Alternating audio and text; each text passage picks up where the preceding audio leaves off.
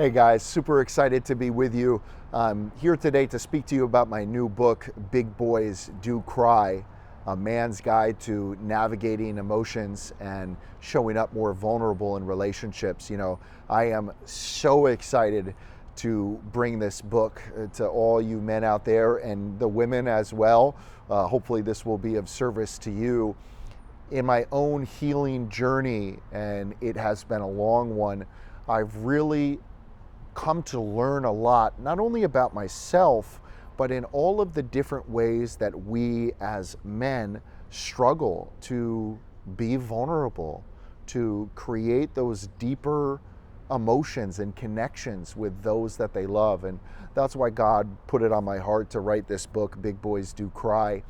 And I went a very long portion of my life, almost as much as 30 years, particularly maybe the 15 years of my adulthood up until about the age of 31 or 32, doing very little crying.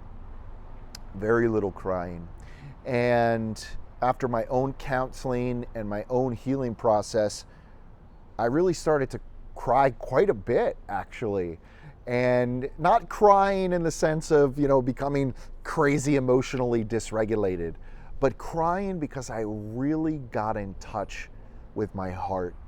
And there was a profound shift that happened in my life when I was allowing myself to live from my heart and to show up from my heart and to express my thoughts, feelings, and emotions from my heart.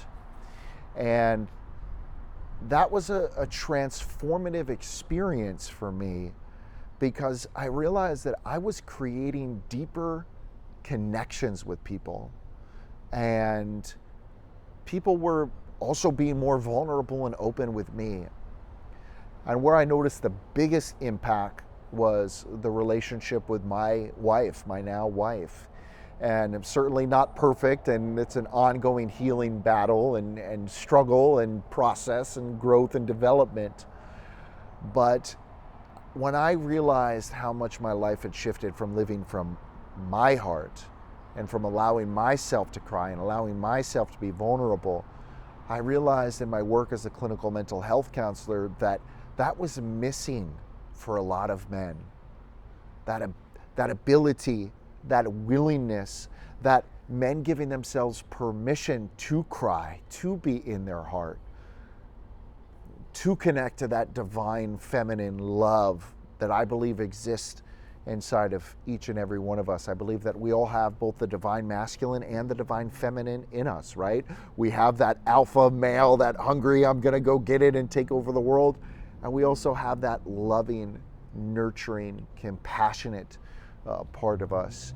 And so as I started to cry and started to get into connection into my heart more, I realized, wow, I'm able to access this compassionate side of myself.